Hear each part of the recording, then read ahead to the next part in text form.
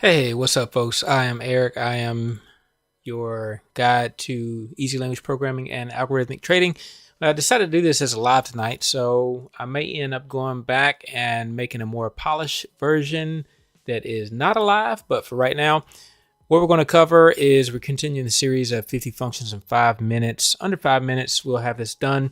Today, we're talking about Bollinger Bands. So for Bollinger Bands, we're going to pull over a development environment here. And let's see if we can get this underway. So Bollinger Bands are essentially going to give us somewhat of a range between two. Well, what we're looking for is a range between two lines, two levels, and we're using standards of deviation to accomplish that. So this is Bollinger Bands, and then again, usually I've already gotten this programmed out, so you get to see what I'm up to today. So we actually don't even need variables here because we're just going to go straight to Bollinger Bands. It's very easy. So this is a function, Bollinger Band, type that, and you see that you can have for parameters, you need to put in a price, a length, and then the number of deviations. So for the price, we're going to use what's typical, close, and then the length, we're going to say, I don't know, 15. And for the number of deviations, we'll do 2 standard deviations above. People do all kinds of different things. You can have all kinds of rainbows with this, but we're going to do 15, and then we'll do -2 for -2 standards of deviation. So when I hit verify there, let's see, it's not verifying. What do we have? We opened this parentheses, didn't close it, so let's close that. Let's close this, verify. Okay, and now when we come over, did it add it? Let's see. We need to add it to the chart. This is IT and 50 functions 5 underscore. I think that's it. Increase max bars back setting. So we are in our program. We have used at least 15, we need at least 15 bars there. So that means our max bars back setting has to be at least 15.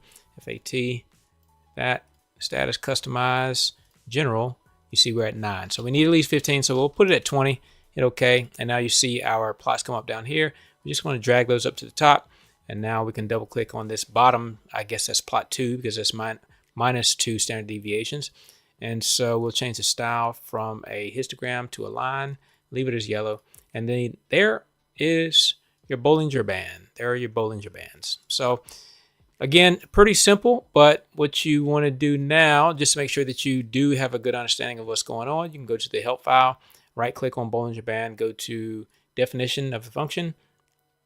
And we see that the TradeStation help file says that it calculates an in standard deviation or standard deviation line, usually 2 standard deviations, which, you know, that's up to you. You can do 1, 1.5, whatever you want to.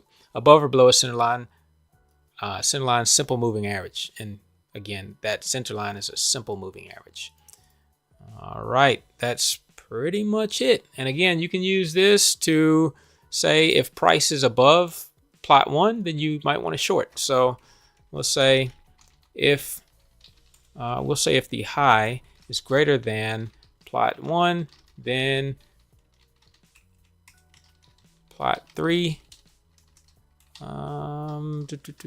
high, short. Let me do that. Okay, so we'll make that like a cross.